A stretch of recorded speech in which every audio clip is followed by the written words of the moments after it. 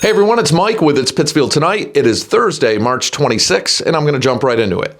So we're going to continue with some of the topics we've been talking about, and I'm going to start with, because last night we had Wednesday the 25th, we had a Pittsfield School Committee meeting, and Tuesday the 24th, we had a Pittsfield City Council meeting. So I'm going to start with the Pittsfield City Council meeting. And as I mentioned, which is relevant to both of these, as I mentioned in the last video and the video before that, the city of Pittsfield, as many people know, has seen better days financially. And when Tom Scanlon came in, who is the auditor for Scanlon and Associates that does Pittsfield's audits, talked about, the big thing he stressed that he talked about is that Pittsfield is at its levy ceiling as far as borrowing power. We don't have any room to borrow any more money. I think there's a leeway of maybe $300,000 there, which is nothing for a city. Any kind of major projects or emergencies come up, that puts us in a not the best situation for sure. What we do have in free cash, I'm guessing based off of that information, knowing that we don't have the borrowing power, that free cash should be guarded right now in the event of an emergency. And I'll get into this with the school committee also, because it's all related to the budget and spending. We have more on the table. So projects like a new police station, roads, all these different projects that are very important. I don't know how we fund them. Unless we get state grants and state funding and federal funding to start really hitting away at our infrastructure, which is in desperate need, that's going to be an issue.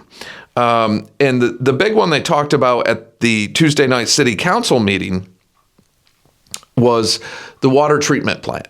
Pittsfield's drinking water supply, primarily the Ashley and Cleveland reservoirs. And we are looking at a 8-year project, a $165 million project to upgrade our water treatment plant and our drinking water facilities. So they're talking about the first phase of it now, which is $15 million. Is what they need for the first phase. 9.2 million of that is for the complete design. 2.4 of that is for construction, roof, walls at Cleveland. 1.4 million for land acquisition, legal fees, and 2 million for immediate repairs. So 15 million is the first phase of that, but it is a 8-year, $165 million project. This is one that we've been putting off, and that's why that price tag has grown to what it has. But it has to be done. I mean, your drinking water, your water is everything. I mean, roads, water, your infrastructure, your utilities, all that's the lifeblood of a community to keep. I mean, you have to have this stuff. And we're looking at increases. So in fees. So, one of the things that was stressed is during that, when Tom Scanlon that does the audit was speaking, Proposition 2.5 regulates what can be taxed on property taxes, excise tax, all that. When it comes to your water and sewer, that's a whole nother monster, because that is a utility and those are fees. They're not a tax. So this year you're looking at on your water an 8.5% increase coming up. And I imagine you're going to see an 8 to 10% increase every year. I mean, again, you're talking a $165 million 8-year project. So, I mean, people need to be prepared that your water and sewer bills are going to go up again. Your water bill, like I said, the proposed increase is for 8.5%. So that was heavily discussed. But again, there's no way around it. This needs to be done. You can't screw around with your water supply. That's one of the most important parts of your infrastructure. They talked about also, when they were talking about road work, Councilor Persip, and this is something I remember him discussing in detail a year ago, but he was talking about contractors that work, Berkshire Gas was mentioned a lot, but subcontractors that they hire to do work, and there's some jobs where it requires them to dig up pieces of the road or close down roads. And it's been an issue. One of the issues that he stressed and was upset about, and I could see why, because he's been discussing this for, like I said, a year, is when the traffic detail, and apparently that's whose responsibility it is at a construction site, is whoever's doing the traffic detail, whether even if it's a fire department employee, it's through the police department. And they make the decision whether you're going to close a road down or not. And there has been, I guess, multiple times where business owners and residents have showed up in the morning and their road is closed with no warning, no nothing. And we're not talking about an emergency gas leak situation or something like that. It was scheduled work, but nobody notified them. And I can't imagine being a business owner and showing up to open my store in the morning and going, what the heck? And have the street closed. No, you're out of business for that day. So I can understand unbelievable frustration from people on that. So that was heavily discussed. It went back and forth between City Council President, Councilor Persip, with the mayor, with Ricardo Morales, the commissioner of DPW, and our city engineer, Tyler Shedd. And it finally ended with they're going to sit down and have a meeting with Berkshire Gas, with the police department, and figure this out and figure out what's going on here. Because the quality of the patch jobs on the road work also was a big part of the conversation. That Councilor Persip used Holmes Road as an example. And he said, look, as long as Holmes Road was closed and people waited forever for those repairs to be done and get the road opened again, and it was a new road and everyone was supposed to be happy, and then they come in with a contractor, Berkshire Gas, I believe, to do work where they dig up the road, and the patch jobs were poor at best and lasted a couple weeks, and now you have problems with the road already. That is an issue. And, even though our Commissioner of Public Works, Ricardo Morales, said, well, we have to wait till the plant's open for the season. I mean, Councilor Persip, President Persip did make him aware that they had a whole season already. This was going back a year. So hopefully that kind of stuff is going to be addressed, because the roads are an issue. The amount of projects that need to be done, the amount of bridges we have in the city that are closed down to one lane. I mentioned some in the last video. I think I mentioned Barker Road, which has been years like that. Melbourne Road, years. The Causeway at Anoda, Dan Casey, years. And those are just some examples. So it was an interesting conversation. Another part of that conversation was bump outs. And the Ward 7 councilor, Kathy Moody, specifically talked about the bump out at Anoda and Linden. And the city engineer said, it's a 22-foot width, which he said is primarily used for urban design, for traffic control and pedestrian safety. And he said in some non-urban areas, they do them at 24. That one is 22. She basically was just point blank saying it's horrible. She feels it personally, it's horrible, and her constituents can't stand it. It's especially in the winter, it makes it dangerous that people end up hitting the curbing and doing damage to their vehicles. Or you can't get through. It's such a tight squeeze. So that's an issue. And it is very extreme, I thought. So she went back and forth with the city engineer, Tyler Shedd, and Ricardo Morales from DPW. Then it went over to our Ward 5 counselor, Patrick Cavey. And this was where it got weird. He was in the middle of a discussion with the city engineer, Tyler Shedd, about can 2 school buses navigate through there at the same time? And the engineer, Tyler, was saying, theoretically, but theory and reality are 2 different things. He wasn't sure. And then out of nowhere, the Commissioner Morales stood up, tapped him on the shoulder, which it was very awkward, very weird. The look on his face was strange, the engineer's face, Tyler's face. And then Ricardo just came out and said, I'll work with the petitioners and I'll work with the counselors and we'll fix that intersection. End of story. It was weird how that just abruptly happened like that. So supposedly that bump out is going to be, I'm guessing, based off what they were talking about, reduced from 22 feet to 24 feet. So open that up another 2 feet in width.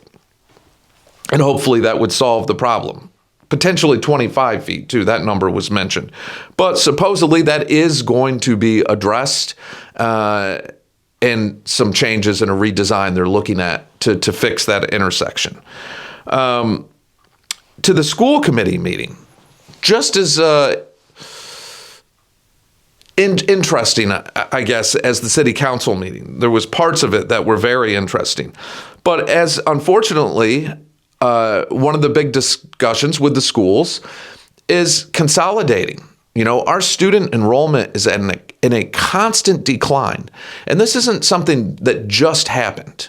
This is something Jake McCandless, when he was the superintendent, was talking about. I remember him being on Donna Todd Rivers, had a show on PCTV when she was the Ward 5 counselor, and having the conversation with Jake McCandless then about the constant decline in enrollment and where we were heading, and that school closures and consolidations are going to be on the table.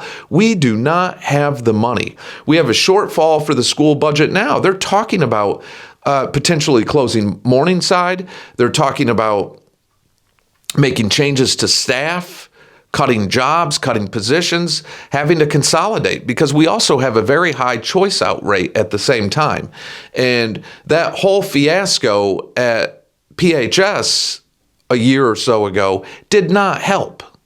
And that was an interesting part of the meeting last night, because Sierra Batory, one of the school committee members, had put forward a petition to release a redacted version of the report, the investigation of what happened. And I think we're still kicking that around. According to the chair, which is Mayor Marchetti, those two went back and forth. It got very heated. But he's saying that we're being threatened with lawsuits if we put that out. The city is being threatened with a lawsuit if we put that report out. I can't tell you how many people still message me about how come we're never going to find out what happened. Why can't they put some kind of report out? And if there's names of people that have to be redacted from it, just do that. But why can't the people find out what happened? That flipped the whole city upside down for a while, and people want to know. Parents want to know. Taxpayers want to know what happened. That was some pretty serious allegations and serious stuff, and all of a sudden it was nothing to see here, and then no report of any kind released. So I think something has to happen there. I don't know if it's going to, though. I don't know if people are ever going to know. I think that report is sitting at the bottom of an ocean with Osama bin Laden right now. I have no idea. But that is one that I still, on a weekly basis, I still get a couple messages regarding that. So that was interesting. Right before they went into an executive session, it got very heated between school committee members Sierra Batory and the chair, Mayor Marchetti. It's worth going back and watching that. It really is. So that's basically it, and that's a lot. That's a lot to talk about. We're talking about budget shortfalls. We're talking about the city being at its spending limits and not having borrowing power right now. We're talking about massive projects that have to be undertaken. And again, people are going to see continual increases in your water and sewer bills. Like I said, it's a proposed 8.5% increase for your water for fiscal 27. There's a lot. And, it makes you wonder, when we had $40.6 million of American Rescue Plan Act funding, did we spend all that wisely? I guess it don't really matter now because it's spent. But, water and sewer and those type of infrastructure projects, ARPA funds, those qualified for ARPA funds. And we didn't put that much. We put some, I think somewhere between 2.5 and 4 million into some of those projects, but not a lot. And there was 40.6 million. Did we spend that wisely? I don't know. I guess that's for you guys to decide. I have my own personal opinion on some of that. I couldn't believe some things that received, $250,000, $500,000. And when you're looking at the condition of the roads, when you're looking at the condition of the water treatment facility and hearing that it's in dire need of walls collapsing in and roofs falling in, and we're talking like serious work, necessary upgrades for your public water supply. I would think those type of projects should have come first, but it is what it is. I mentioned the red carpet team in the last one, and I did reach out to the mayor. He hasn't picked a day to schedule an interview with me yet, but he said that as his tenure as mayor, that the red carpet team has helped facilitate potentially 155 new jobs by bringing in a couple companies or something like that, and that they have nothing to do with housing. Because if you remember, I mentioned, when I hear the red carpet team, all I think of is Milltown or Allegrony. But I believe there were Milltown projects that involved the red carpet team and PETA and PERC and all that. I believed. I could be wrong, but that's a whole nother conversation, because we'll be talking about North Street if that's going to happen. Is there going to be money to do that new design? Is that still on the table for this year? I don't even know, because you're not hearing much about that. It was proposed that it would be, but you're not hearing a lot about it. So anyway, if you have the chance, go back and watch the city council meeting and watch that school committee meeting, at least before they went into executive session. It got pretty heated there. But again, I can see why. And, it's funny because I'll close with this. We do have some counselors. They still talk about social media like it's this brand new thing, that like a video game or something. Like, people on their social media. It's funny to me. It's like somebody telling you, yeah, my website is http / forward this www. That's what it reminds me of. Like, social media has been around for a long time, and it is the future. It is now. And it's not just podcasts or people posting stuff. It's where from national to local to statewide media outlets release all their information. It's how most people consume their information and get their information and communicate with each other on stories and articles and community events and national events and all that. And it's funny to hear. It makes them sound so out of touch. Facebook, and I've been a proponent of Facebook from day one. And you see now, a constant decline in social media outlets like TikTok, Instagram, and Facebook has grown and grown and grown and grown. Facebook is at somewhere between 3 and 3.5 billion active monthly users. A third of the globe is on Facebook continuously. And it is the best place to get your information. Yes, you have to make sure that verify that what you're getting is real. AI is screwing things up. Social media, it is what it is. It is what it is.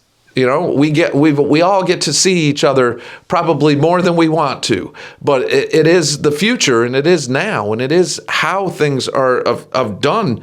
And the city needs to understand that, and they need to up their communication skills with it, and they need to not be so hardcore on, oh, people on Facebook complaining again. Stop making fun of people. If they're complaining about something, it's something they care about. And I've always said to everyone, do it the right way. Do it respectfully if you can, if you want to get your message across.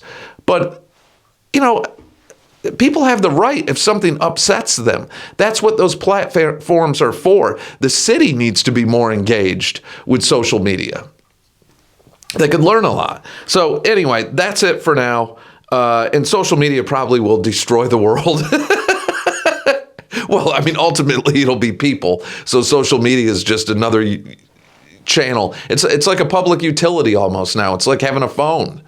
Everyone has a Facebook page. And like I said, there was that small dip there, that small era where people were saying, oh, Facebook is for old people.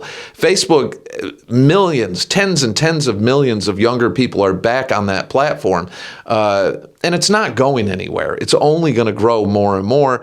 And the rumors of Facebook phone coming out soon and different things like that are all on the table, which is just going to expand the platform even more.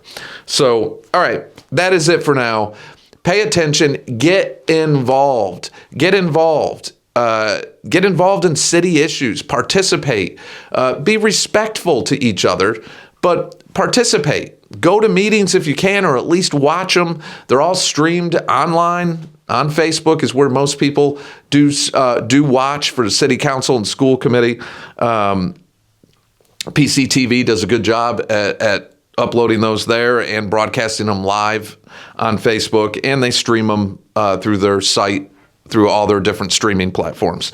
So, all right, that is it for now. Take care of yourselves. Take care of each other. Hopefully, I will see y'all this Saturday, the 28th, at Berkshire Hills Country Club, 4:30 p.m. for the Rotary Club auction. Their main benefactor this year is the Berkshire Humane Society. So hopefully I see many of you there. I know a lot of people went and got tickets for that. I still have that video running pretty heavily, and I'll put it in the comment section of this one. So again, take care of yourselves, take care of each other, and I'll see you all Saturday.